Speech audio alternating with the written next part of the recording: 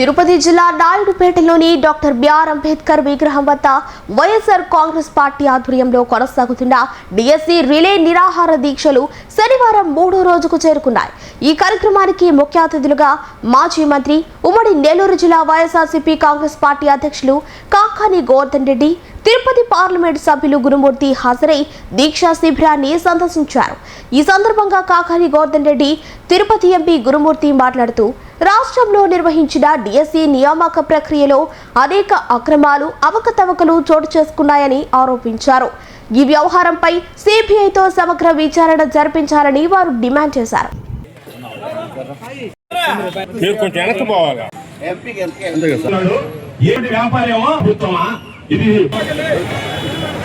విభాగం నుంచి GOMS number 47 ఏదైతే విడుదల చేశాడో సాక్షాత్తు దాని మీద ముఖ్యమంత్రి చంద్రబాబు నాయుడు సంతకం పెట్టి ఉంటారు. ఎందుకు ఈ మాట చెప్తున్నానంటే, ఏ ముఖ్యమంత్రి స్థానంలో ఉన్నటువంటి ఎవరు అధికారంలో ఉన్నా సరే ఆ సాధారణ పరిపాలన విభాగం అనేటువంటిది ముఖ్యమంత్రి గారి దగ్గర ఉంటుంది, ఎవరికి వేరే వాళ్ళకి.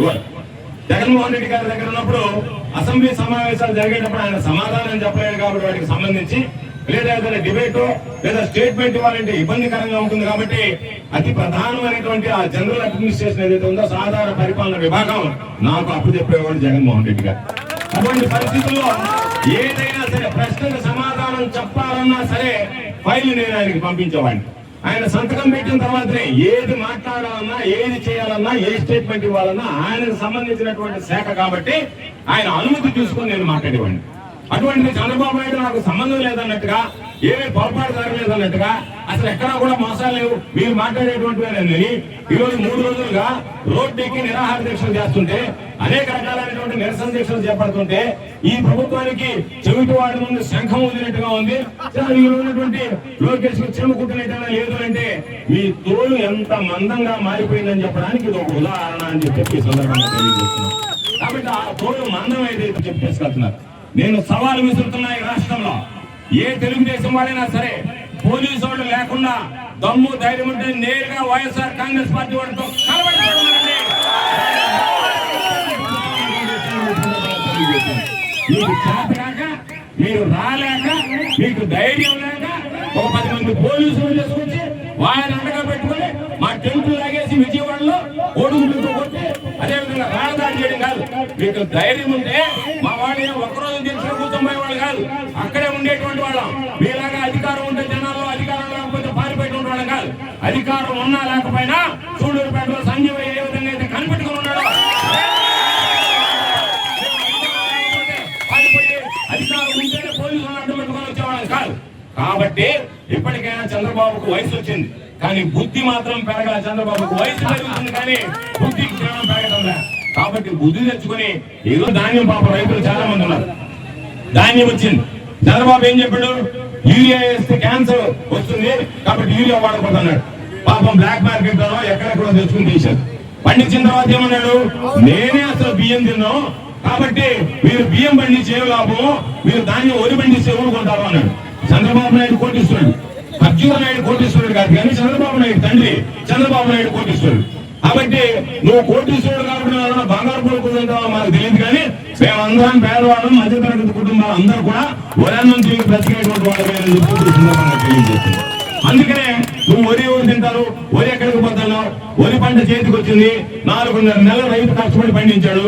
మార్చి నెలాఖరు ఏప్రిల్ కోత వస్తే 16,000 17,000 బీపీటీలు అయితే పరీక్షలు రాసే ప్రశ్న పత్రం తయారు చేస్తారు, అంటే టైప్ చేస్తారు.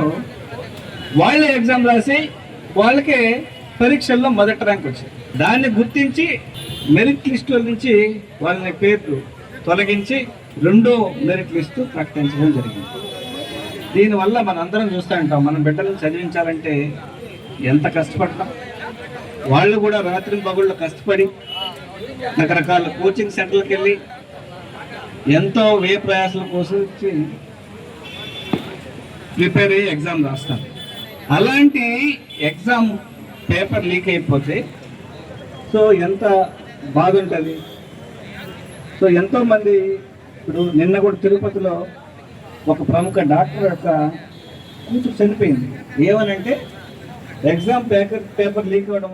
Viswasai NEET medical academy doctor కావాలనుకోవడం మీ ఆశయమైతే మీ ఆచరణకు ఒకే ఆలోచన విశ్వసాయి. నీట్లో సీటే మీ లక్ష్యమైతే ఆ లక్ష్యాన్ని ఛేదించగలిగే ఒకే ఒక్క చోటు విశ్వసాయి.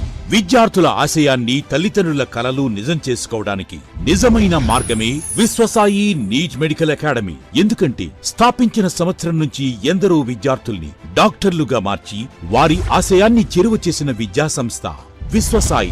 అనతి కాలంలోనే 1200కు పైగా మెడికల్ సీట్లు సాధించిన విశ్వసాయి చరిత్ర ఒక ఘనత. అపార అనుభవజ్ఞులైన డైరెక్టర్స్, అత్యుత్తమమైన ఫ్యాకల్టీ, అత్యున్నత ప్రమాణాలతో కూడిన విద్యాబోధన, ప్రణాళికాబద్ధమైన స్టడీ మెటీరియల్స్, ఎటువంటి ఒత్తిడి లేకుండా స్ట్రెస్ ఫ్రీ ఎడ్యుకేషన్ అందిస్తున్న సంస్థ విశ్వసాయి నీట్ మెడికల్ అకాడమీ. అందుకే నీట్ లో సీట్ సాధించాలంటే the one and only choice Viswasai NEET medical academy. 2027 NEET long term అడ్మిషన్లు ప్రారంభమైనవి. సంప్రదించండి Viswasai NEET medical academy, Nellore, Tirupati.